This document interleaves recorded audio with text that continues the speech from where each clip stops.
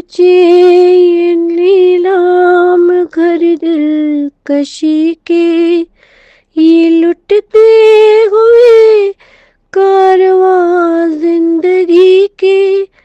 कहाँ है मुहाफिज खुदी के, जिन्हें नाज है हिंद पर, वो कहाँ है, कहाँ है, कहाँ है, कहाँ है।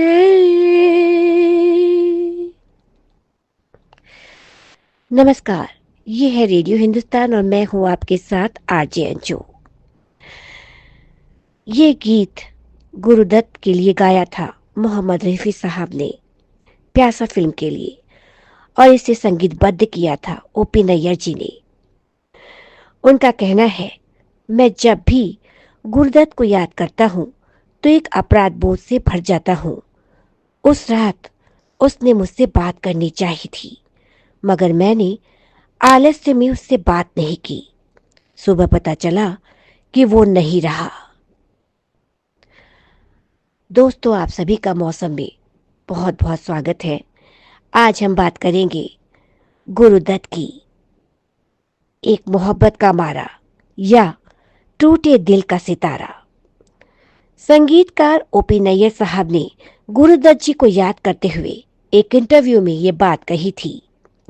ये इंटरव्यू नैयर साहब ने साल 2003 में दुबई में अपने एक भारतीय प्रशंसक और पेशे से बाल रोग विशेषज्ञ डॉक्टर मंदार विश्वनाथ बिचू जी को दिया था।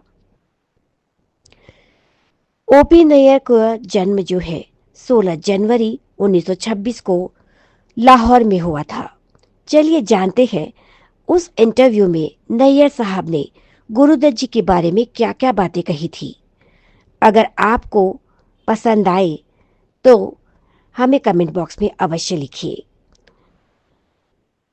ओपी नैयर साहब ने गुरुदत्त के विषय में बहुत सारी बातें बताई। बतौर संगीतकार ओपी नैयर साहब की पहली फिल्म थी 1952 की आसमान। उसके बाद उन्होंने छम छमा छम नामक एक फिल्म का संगीत दिया। ये फिल्म भी 1952 में ही आई थी।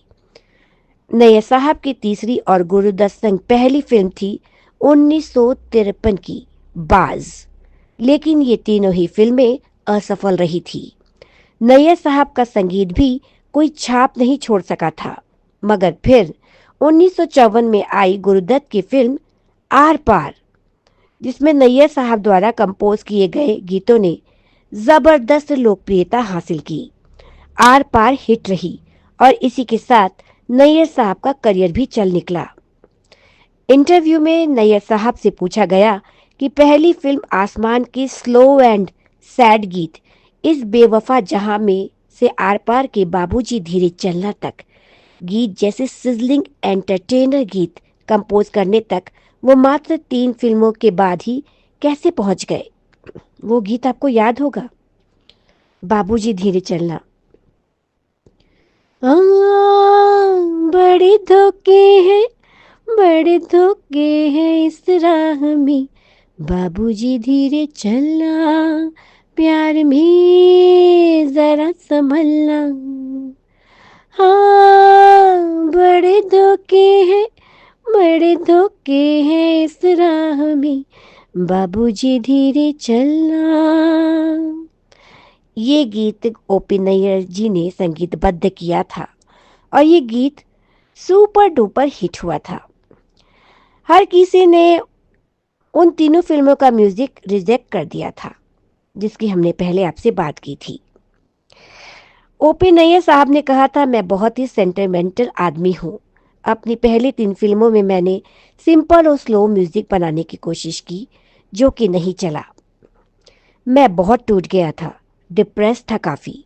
मैं तो संगीत छोड़ने के बारे में भी सोचने लगा था, मगर मेरे कुछ शुभचिंतकों ने मुझे फास्ट म्यूजिक बनाने की सलाह दी। उन्होंने कहा कि फास्ट म्यूजिक बिकता है, तो सरवाइव करने के लिए मैंने अपना स्टाइल चेंज कर दिया। मैंने हमेशा फिल्म की सिचुएशन के हिसाब से ट्यून बनाई। मैं एक रोमांटिक आदमी हूँ। खूबसूरती मुझे हमेशा इंस्पायर करती है।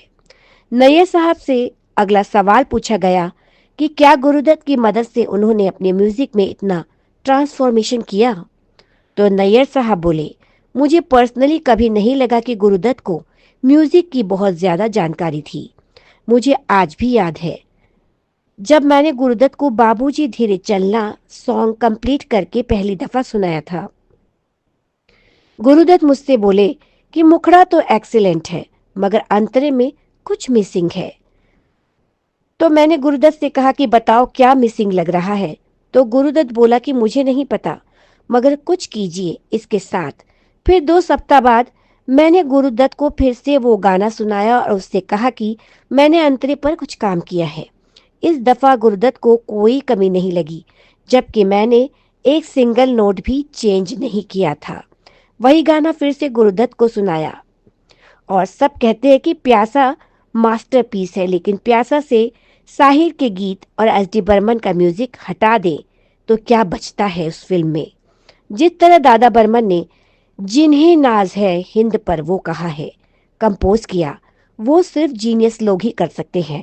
आप उस गाने की सिर्फ ये लाइन कहाँ है कहाँ है कहाँ है ये सुनिए, कमाल की कॉम्पोजिशन है।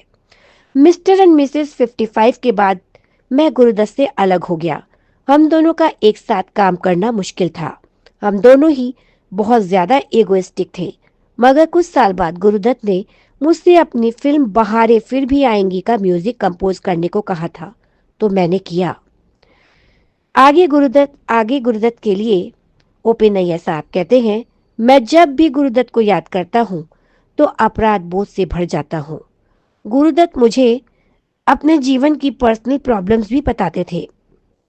उनकी पत्नी गीता दत्त और उसकी प्रेमिका वहीदा रहमान ने आखिरी वक्त में उनका साथ छोड़ दिया था।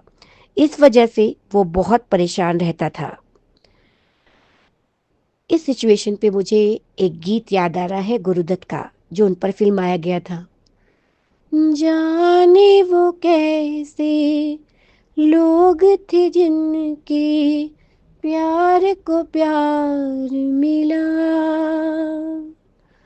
हमने तो जब कलियां मांगी कांटों का हार मिला।